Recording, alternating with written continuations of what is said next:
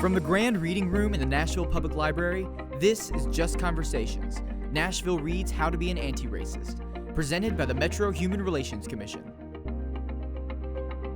Hi, my name is Michelle Pham. My pronouns are she, her, and reclaiming Asian Pacific Islander history and identity is part of the work I do with the Nashville chapter of National Asian Pacific American Women's Forum, API Middle Tennessee, and Aunties.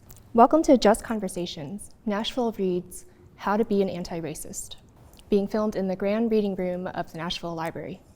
I'm joined here by my colleagues. Hi, I'm Scarlett Hester. I'm an assistant professor in the Department of Communication Studies at MTSU, and I teach and research in the areas of critical rhetoric and media studies with an emphasis on critical race, whiteness, and gender. Hi, my name is Robert Fowler. I'm an assistant professor at MTSU. I teach in the aerospace department, and my specialty is professional pilot concentration. Hi, my name is Terry Vo, and I am the vice chair for API Middle Tennessee, which stands for Asian Pacific Islander of Middle Tennessee. Hi, my name is Kit Canlis, board president of Asian Pacific Islanders of Middle Tennessee. My pronouns are she, her.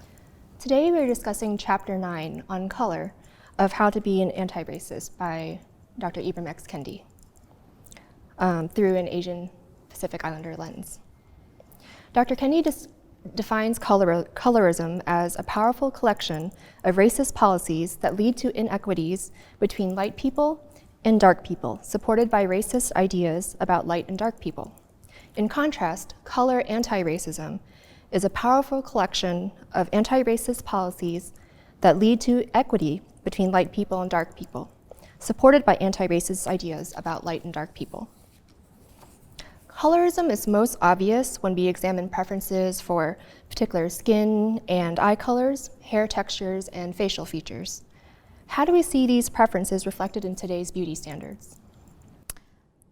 Thanks so much, Michelle. I think that, when we are in a day with so much social media, everything we look at and we see on TV, I definitely think growing up, I saw all white actresses and lighter skinned individuals, and never someone that looked like myself. And so I think that when they're given more roles in society, not only on what we see in TV shows and movies, but in our schools where we interact with in all of our community, you see a preference for that. I think growing up, it's like when you hear that blondes have more fun. So you think my parents never let me dye my hair, but yeah, when you're like, well, my hair is dark and different things like that. And then also what I think the Eurocentric view of having a thinner nose or, smaller lips that are not as full or plumped. And I think all of those really affect how you see yourself, especially when you are young and impressionable. And I think it leads into, as you grow into an adult and how you view yourself and others. I think in the Asian community, some of these beauty standards are also focused on Eurocentric beauty standards. I don't know if anyone else here experienced this, but my family always praised me for having the double eyelid. Is that something that anyone else here has experienced about the desire for double eyelids? Or I know of the eyelid tape, right, that you can tape your eyelids to have the double eyelid to be more attractive and desirable. Right. Yeah. In Korea, double eyelid surgery is actually very common as plastic surgery that actually originated after the Korean War, when a physician was doing this eyelid surgery. And so I think it also shows the connection between colorism and colonialism that pervades our beauty standards. Yeah, and I think when you talk about that, I was living in Japan for a few years, and so when I first was going to the supermarket and buying different products for washing my face, I thought I could read Japanese. So I bought some products, and I came home and I was looking, going through the descriptions, and I realized I had bought lightening, skin cream. And so, and then when I went back to the store, I saw there was a whole shelf that was literally all whitening and making your skin lighter. And so I think that happens all the time too. Growing up, whenever I was with my family and my parents and their friends, we'd be driving in the car and they would be wearing gloves, like fully covered when it was like 90 degrees outside, and wearing hats. And I didn't understand, when I was younger. And then going back to Vietnam too, you realize that yes, someone who is lighter skinned is seen as more beautiful versus someone who is darker because they said, because they were working outside and in the fields, and that's someone who is not, as I think looked upon with as much respect. And for that, I don't agree with it, but when you're growing up and being a kid, you see all these things, and I felt like I had a split, because then here growing up in the States, when it's summertime and everyone's going outside and you can tan very easily, and then people are like, oh my gosh. So I felt like I just had like one foot in each side, and it was really confusing for me. Now, colorism as a term was coined by Alice Walker in 1983. In Search of Our Mother's Gardens, she wrote that Black communities, particularly Black sisterhoods, could not progress without addressing the question of colorism. And I think that brings to the question, how is colorism also gendered as another dimension to the practice of colorism? Yeah, I think that's a really great point. So when I think about colorism, I'll speak from my perspective as someone with Filipinx heritage. I think of two terms that come up in our culture a lot, which is mestiza, which is a term meaning mixed, originating from Spain, right? So someone that's mixed with European descent, contrasted with the word that's often used, morena, and which is literally translates to somebody with brown skin or brown dark features. And I think about my growing up in the United States, and it wasn't as much of a pressure on me, but listening to my mom's experience of growing up in the Philippines, she would tell these stories about how her sister would sleep with a clothespin on her nose to try and make her nose bridge higher. Same thing that Terry said, they would wear like the sleeves and the parasols, and I would always tease my mom, when they would come to the States, I could find them in a crowd because her and her sisters would all be carrying around their parasols. And I remember the first time I went to the Philippines, and at the time, my skin color varies greatly depending on the season. And at the time that I went, I've been there, kind of in a time whenever I was lighter. And in that experience, it was very odd because I was almost treated like a celebrity. Like people kind of automatically assumed, my general experience was that people assumed that I had, a really high paying job, or that I was someone kind of from this upper class. And I remember, the experience of going there when I was darker, and my aunt saying to me, oh, you're so beautiful. If you want to do pageants, we can do that, but you'll have to be lighter. Like you can't go outside as much. And I just found that so odd. Like me growing up in America, I was very conscious of the discrimination against darker skin, and so that's something that I very heavily rebelled against. And I remember going to a makeup counter, and again, I was darker complected at the time, and I was offered a shade of foundation that was like 2 or 3 shades too light. And I asked the beauty, the makeup counter person, and she just said, oh, mas maganda, this is more pretty. And she was like trying to show me how to blend it in so that I could have this fairer complexion. And, when I think about the stories that my mom would tell, or my experiences as a woman comparing with, my male counterparts, whether it's my cousins or my uncles, or hearing my mom's stories about her contrasting experience with her brothers, there really was not the same expectation of being light. And I remember, sometimes walking around with my mom, and the comment would come up. Oh, mestiza siya, like, oh, she's, they would call it out as if it was a very good thing. And, there's this kind of joke in Filipinx culture where it's like, oh, if you're too dark, no one's gonna marry you. So I think a lot of it centers around this kind of hierarchy that's often put around women, centered around competition, and it becomes, how do I make myself fit the male gaze, which in the Philippines is centered around being lighter. I think now there's kind of a resurgence, a movement to accept the kind of natural Filipino look, which is, which can tend to be darker complected just by nature of, the geography there. It's very hot. And so there's this whole movement now that's magandang morenex, or, beautiful brown skin. And so there's a lot of kind of pressure around these, like Terry mentioned, the papaya soap or the whitening skin products to, people can make the choices, particularly women can make the choices around what beauty products they want, but they're starting to advertise it in a way where they're not as aggressive in putting down brown skin features. So, yeah. From the male point of view, I can't really address, the difference in color and how that affects me as a male.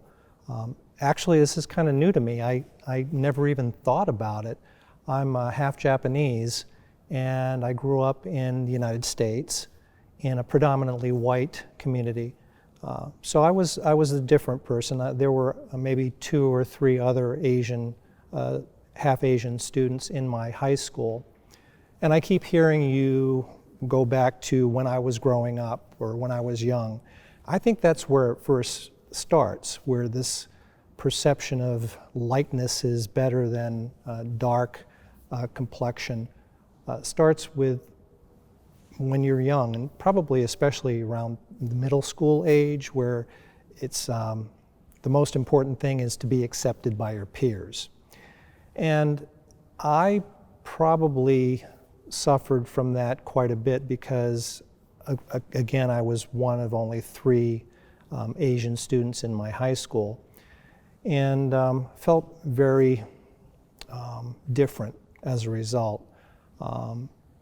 Didn't help me socially, probably didn't help me academically either, because I didn't feel that I could engage with anyone. And there were bullies in school as well, and I'm sure that many of us have encountered these bullies that zero in on your differences. And I think because it starts so early, I think the key to maybe changing this is education, starting very early, maybe even in elementary school, where people or kids get exposed to different types of people, different people from different cultures. The more you get exposed to people from different cultures, people who are different from you, I think the more accepting you are of their differences. And I think that's key. I think that's probably one of and as an educator myself, I feel that education is probably one of the keys to changing this in the future. I completely agree with you. And I think the biggest part, like you said, in education is pushing that, that we are focusing on accentuating, the differences and not erasing like the natural beauties. And so when we really discuss it and show that, yes, like having curly hair or long hair or short hair are all beautiful. And I think that's so important, is that it's really about the inclusivity of all differences being accepted versus an either or, like not curly versus straight, but curly and straight. Mm-hmm. Yeah, I think that's so interesting what you both brought up. I think, I wasn't really till later in my teen years where I saw a negrita Filipinx person, which is the very indigenous, very, very dark, very, very curly hair. And my mind was honestly blown. I had never seen that. And, my experience growing up hearing, hearing my parents' generation talk was more that dark skin was, they'd call it sunog or burnt, you know, or there was this kind of pressure to, you know, my hair was very coarse growing up. There's this pressure to kind of straighten it. And I think that if I had had that education of an understanding that our indigenous people of the Philippines were tended to be darker, that it would have largely shaped how I saw beauty growing up. And it's funny that you say that, because I wasn't exposed to a lot of Asian people either growing up. And so when I moved to a larger city, a more diverse city with different people, it came as a shock to me as well. And I may even have perpetuated the lightness is better, or the fact that I had Asian features was not a positive thing in my life growing up. It was a negative thing. And so I may have perpetuated that myself in thinking, oh, you know, this person who is blonde and blue-eyed with a thin nose and thin lips is much more attractive than me. I don't know how to get over that, though. I'm not sure how to overcome that, especially if you live in an area which is predominantly white. I think something that a couple of you have brought up is this play between desiring acceptance. And I think a common problem in the quest for liberation is when the oppressed become the oppressors. And as we have a tendency to internalize this language of white is better, light is better, and wanting to assimilate and find acceptance either for self-gain or just because of that internalized racism. How does this effect of colorism divide our communities? I think that's what you're talking about as far as not knowing how to overcome that and perpetuating it ourselves. I think that also leads to these divisions within our communities, so that not only do we face external racism, but this internalized racism in the form of colorism. Yeah, I think that's a really big question, but it's a really important one because it hits at this systemic idea of whiteness, right? And so the idea of whiteness, and scholar Rakashome says that, just defining in case anybody, but whiteness is understood as a process constituted by an ensemble of social and material practices in which whites, and often non-whites, for survival, are invested, by which they are socialized and through which they are produced. And so this idea of whiteness operating as this mechanism of like power and control, and I think that's where a lot of like this internalized ideas of like what, like pitting colorism, pitting light-skinned and dark-skinned individuals against one another comes into play. And it all ties back to, Michelle, you had mentioned earlier, like this like colonial Eurocentric ideas, right? It's kind of a tool of the dominant, right, in order to continue to oppress and divide the non-dominant communities. And I don't really have an answer of how do we necessarily individually fight against that, because it's something that's so deeply ingrained in our history and the ways that we come to know things. But I think, Robert, your point of education, just like acknowledging, right? Just acknowledging that this is something that we are all learning, checking our own biases. But yeah, I think that whiteness is a tool that really works to divide and pit communities of color against one another, and there's a lot of repercussions for that. Some of the things I think within like the Black community is this idea of darker skinned individuals being viewed as more criminal. You know, we saw that with like O.J. Simpson, right, and the way that he appeared on magazine covers.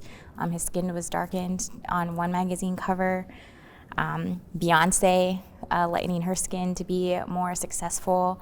You know, there's just, I think one of the ways that this is perpetuated for all different communities of colors through the media, and then like we become embedded and inundated with those messages, and we, you know, just internalize them whether or not we're aware of it, and it's just so dangerous. It's a really difficult thing, I think, to grapple with and work through.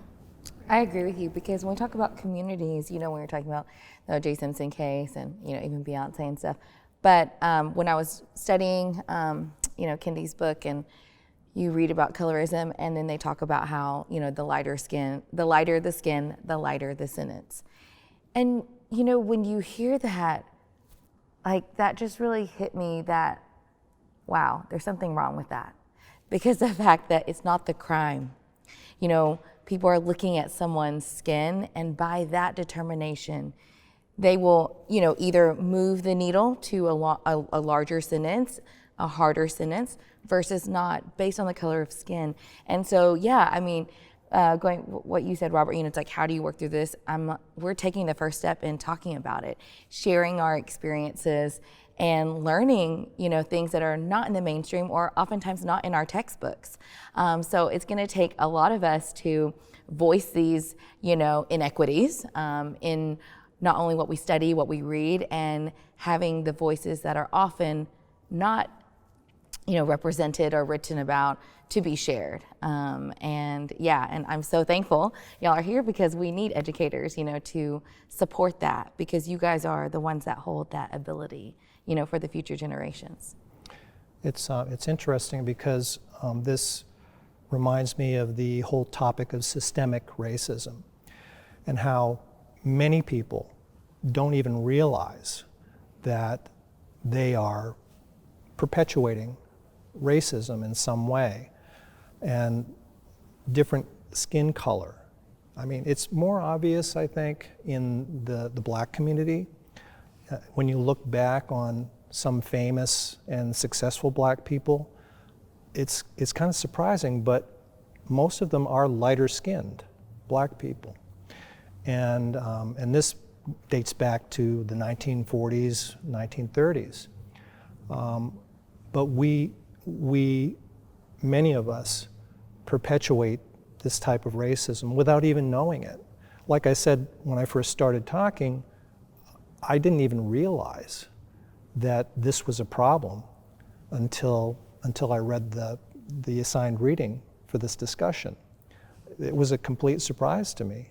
But then when I started to think about it, I realized that yes, this is something that could cause problems for people, darker people, even if we're talking about Asian people.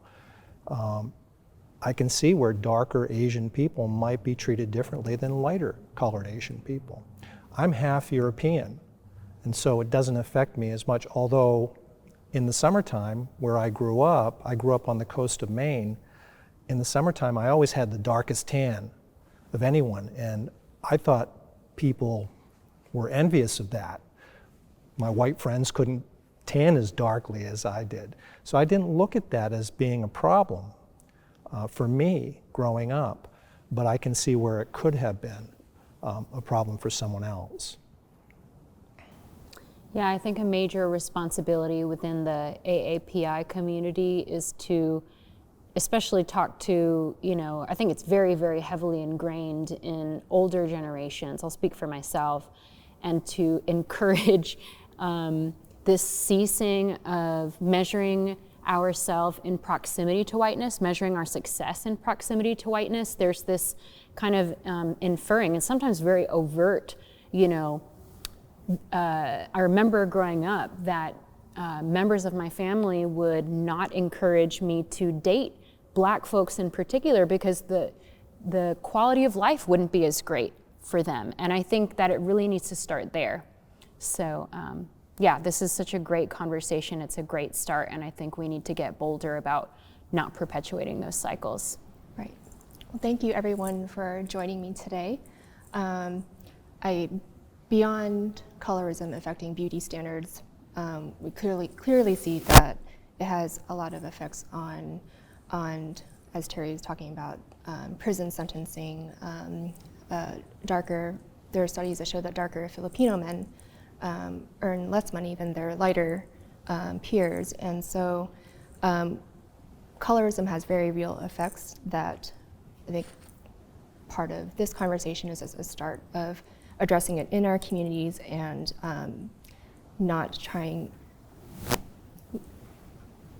leading us to not pursue assimilation and acceptance, but to push back against these colorist practices and ideas. And so thank you all for joining our discussion today. For more information and more episodes, go to justconversations.org. And next we'll be discussing chapter 10 on the topic of white. And we hope to see you there. Just Conversations is presented by the Metro Nashville Human Relations Commission. Executive producers Sarah Imran, Mark Etherly, Barbara Gunlardy, and Bob Farrisee. Directed by Cooper Smith and produced by Alex Bennett, Caroline Pace, and Cooper Smith. Special thanks to the Nashville Public Library, Jenna Schmid, and Mark Crowder. For more information and more episodes, visit justconversations.org. Follow us on Twitter at JustConversate, on Instagram at JustConversaciones, or on Facebook at JustConversate.